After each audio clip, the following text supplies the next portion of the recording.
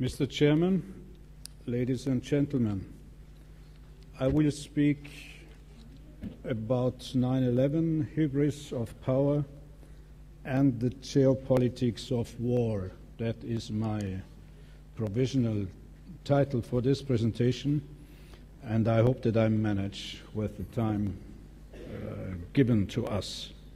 First of all, one may describe the consequences of the 9/11 events for global order in a factual manner, which I'll do in a moment. However, in order to properly understand them, we have to pay attention to developments that preceded those events. So I see a connection or a relation between this aspect of post-September 11th analysis and pre-September 11th analysis. Let's just recall very briefly. In the years following 1989, and a reference has been made by the chairman, we have witnessed the collapse of the bipolar balance of power. This event or this development was heralded as dawn of a so-called New World Order, and we recall in that regard the triumphalist speech of President George Bush Sr. after the end of major military operations against Iraq in the spring of 1991. The new geopolitical strategy at that historical moment in 91 apparently was, on the part of the US, to preserve the hegemonial position it had obtained and to eternalize this new unipolar power constellation after the collapse of, unexpected by most, collapse of the socialist bloc. The events of the year 2001 have, in the most dramatic fashion possible, I would say, provided an opportunity for this new hegemonial power to demand obedience from all in a kind of self-proclaimed global endeavor, which was presented to us, to the international public, as a fight against evil. And the motto at that time was, spoken by George Bush, the son, you are either with us or against us. Tertium non datur. There is no other, no third possibility. A fitting narrative was produced with almost lightning speed after, or in the course even, of that day, September 11th, 2001, although, of course, that narrative was, as we have been told this morning, rather absurd and totally irrational.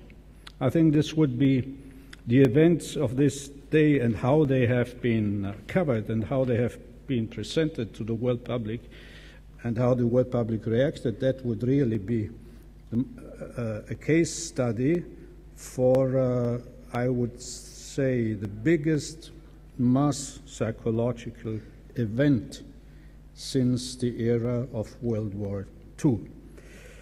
The UN Security Council was brought along within days, and it issued a kind of general authorization for the use of force, and eventually, and I cannot go into the details here, it was also, the Council was also subscribing to the US narrative.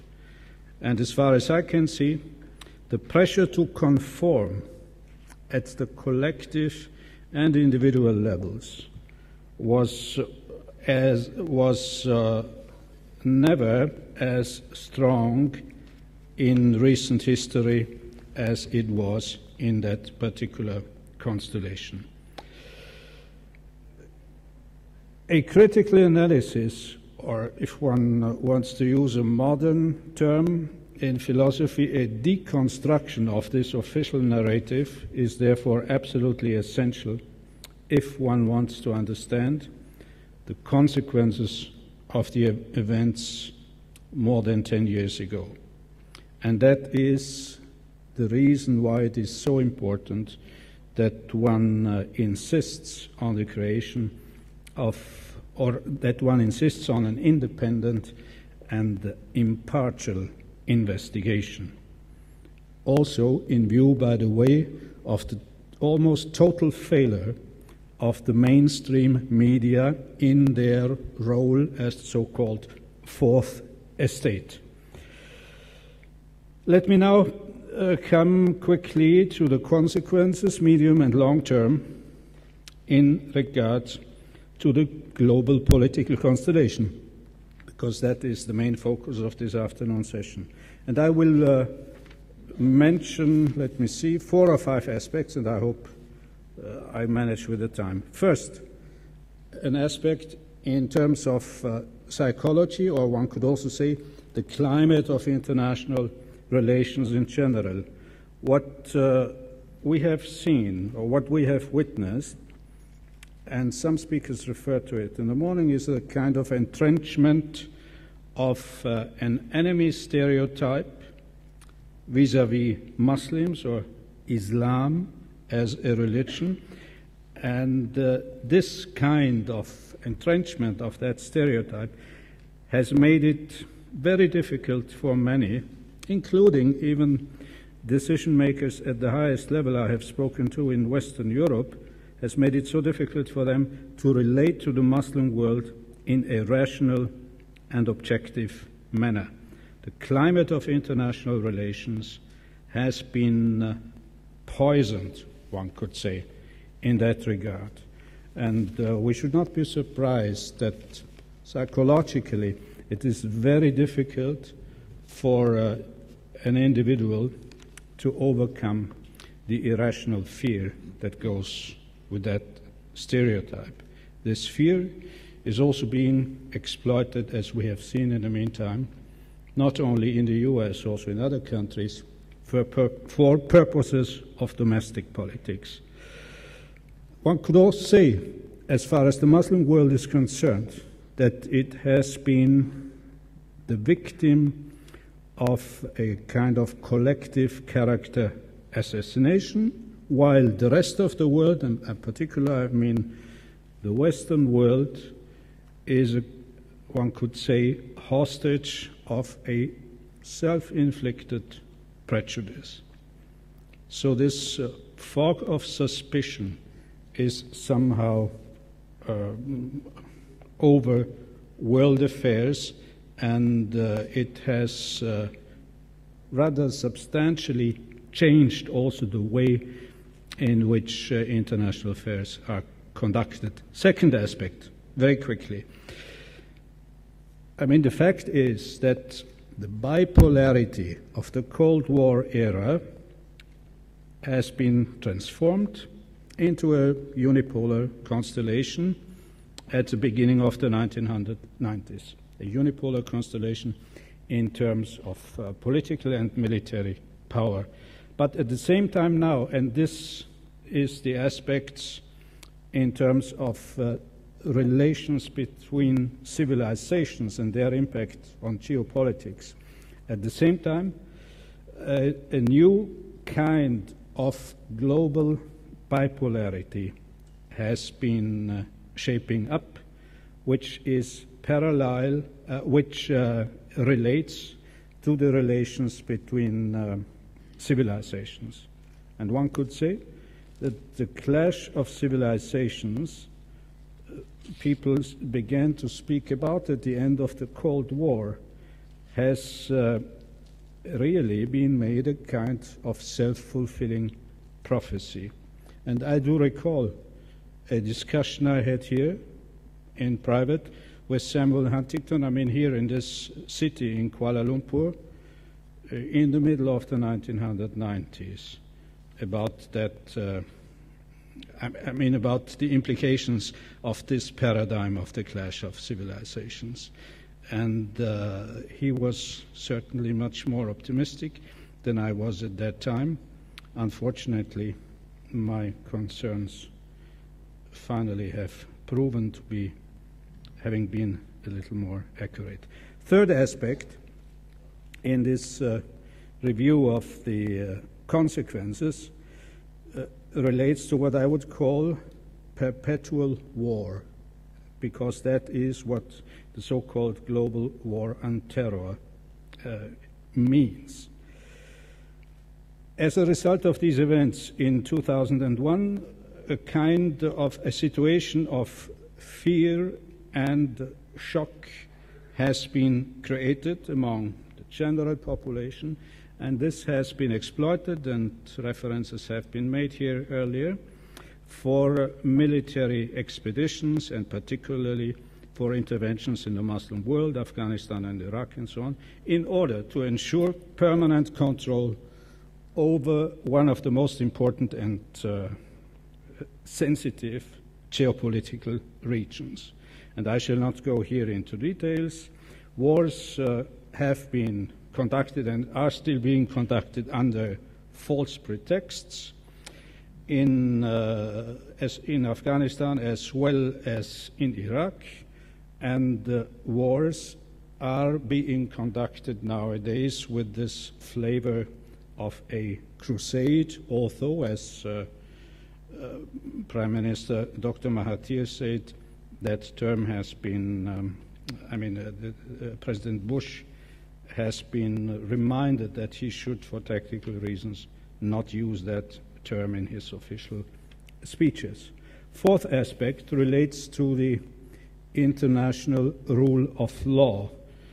What we have seen, and I think this is quite obvious and nothing special, is the most serious erosion of the international rule of law since, I would say, the fascist era in the last century.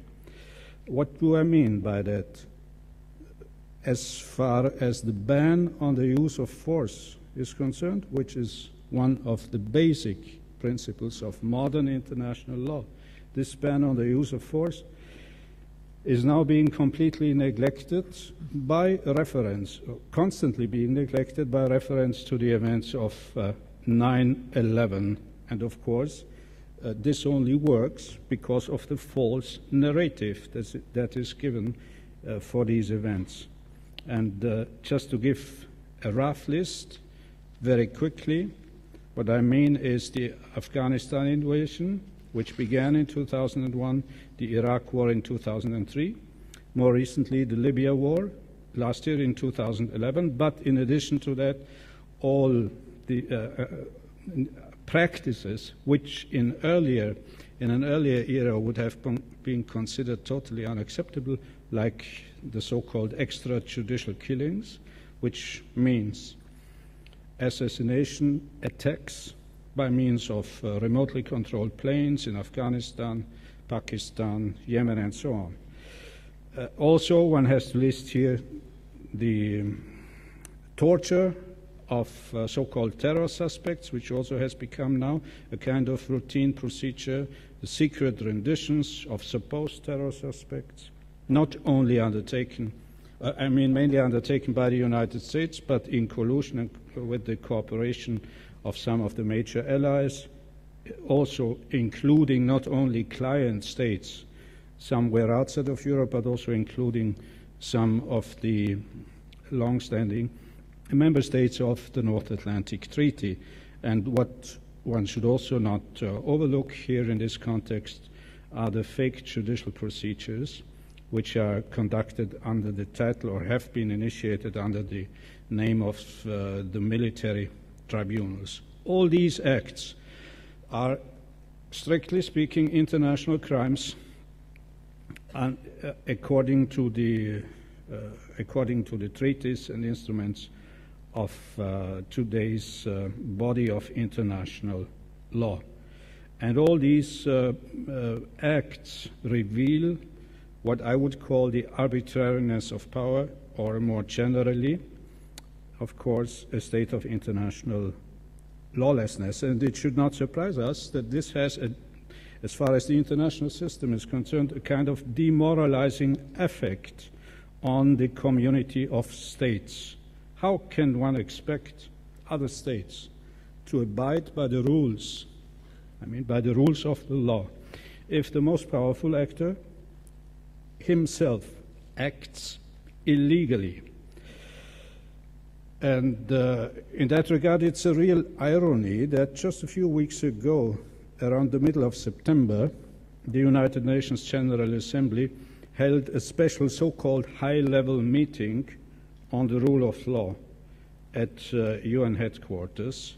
I think this is a mission impossible for the United Nations General Assembly to try to uphold the international rule of law under these circumstances. Fifth aspect I briefly want to deal with relates specifically to the United Nations organization as the universal international institution, intergovernmental body. First of all, the UN, in my assessment, as a result of these developments, is being made increasingly dysfunctional. Its authority is constantly being undermined by the unilateral action of the most powerful member state. Examples of this trend, just in a telegraphic style now, to be brief, the use of the Security Council as a kind of legitimizing tool for wars that are effectively coalition wars, such as those expeditions against Afghanistan, Iraq, and most recently, Libya. So what I mean is effectively unilateral uses of force are being, or the United Nations is used, we can say it like this, to legitimize uses of force which are effectively unilateral, but in the guise of multilateral structures. Further on, the instrumentalization of the United Nations Security Council for an elusive and perpetual global war on terror.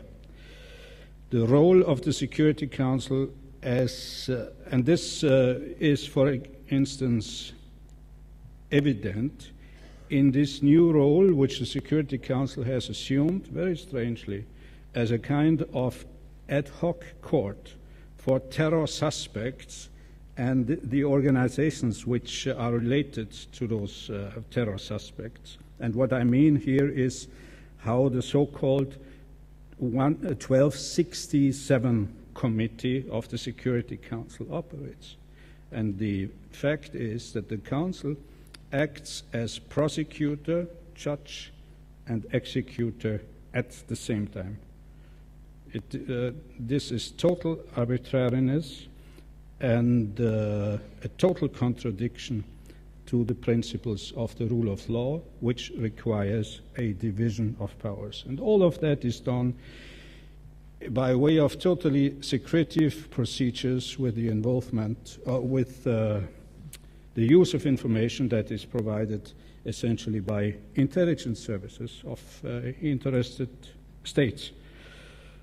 And one could therefore say that the United Nations organization in this way, if it is being used in such a way, and that's the reality, the United Nations organization, in spite of the noble efforts of the General Assembly's president, undermines the very rule of law it is supposed to uphold. And as a systemic consequence, one could mention here that the ban on the threat and use of force, I mean Article 2, Paragraph 3 of the UN Charter, is being made ineffective. And one must have no illusions. The provisions of Chapter 7 of the Charter concerning the enforcement of the basic principles and of the ban on the use of force, these provisions have no deterrent effect vis-à-vis a veto-wielding member state that is able to operate outside a balance of power anyway. And this means that a new approach is taking gradually hold in the UN system, namely that of anything goes in the name of the war on terror, and also and this also means that whatever is being done in the name of this battle is being forgiven and is not being scrutinized.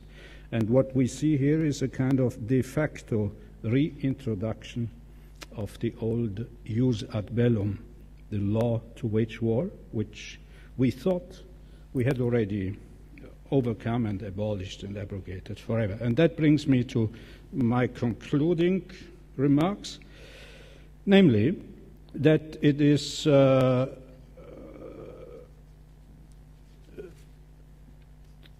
only too obvious that these events of 2001 have brought about a sea change in international affairs, and that they have had a lasting negative impact in terms of the global power constellation. In fact, we have seen a kind of regression towards an earlier era of international anarchy, such as it existed in the 19th century power politics, with the arbitrary rule by whoever is the most powerful actor.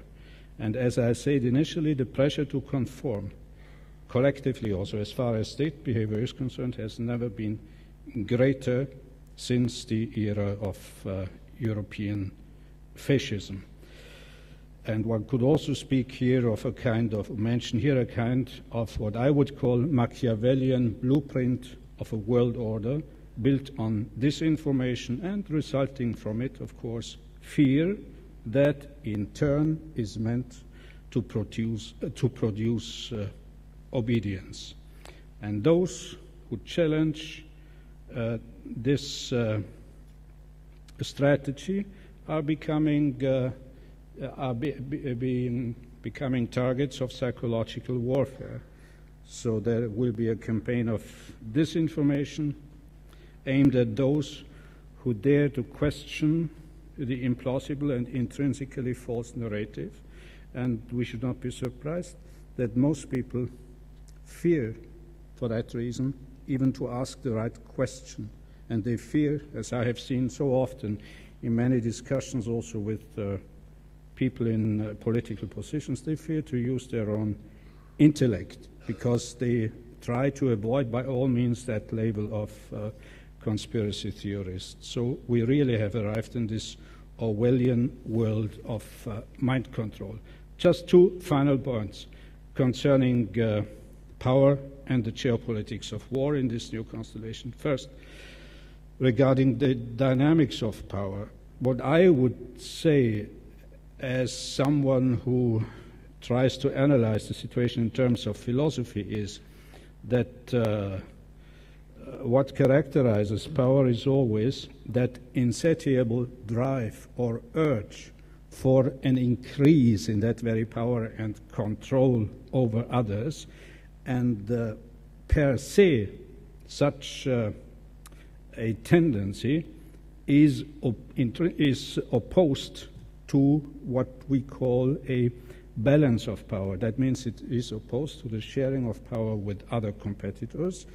And that leads me to the second aspect in that regard, namely the psychology of power and this aspect of hybris, which I mentioned initially. An unexpectedly achieved advantage, and I mean by this the sudden disappearance of the adversary, the Soviet Union, the socialist bloc, the beginning of the 90s, is misinterpreted as a sign of one's own strength, and that leads to a kind of megalomaniac attitude, and that is somehow connected with the temptation to eternalize this advantageous position. And that's the mindset within which one would then begin to speak about one state as the indispensable nation, and so on.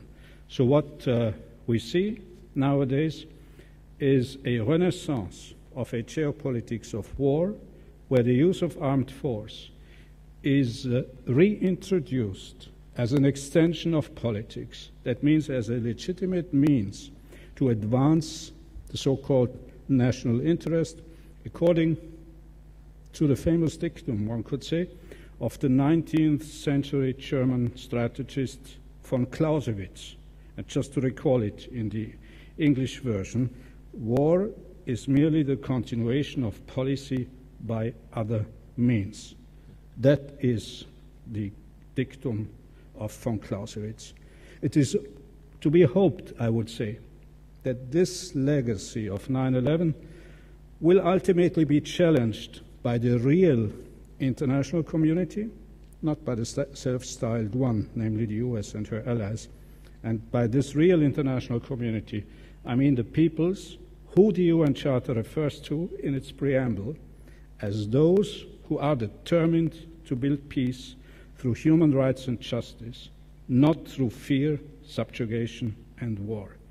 In the post-September 11th constellation, the geopolitics of war has to be challenged by A, confronting the global hegemon with truth. That means by establishing a truthful record of the events on that fateful day about which we speak here, and B, by concerted action of civil society in the Muslim and Western worlds in particular, to re-establish mutual trust, which is not possible without the knowledge of truth.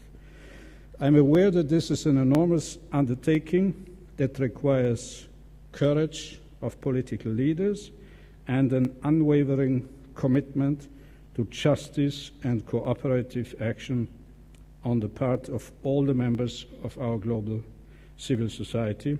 And I wish the Perdana Global Peace Foundation all the success in that noble effort, in that noble undertaking. Thank you for your attention.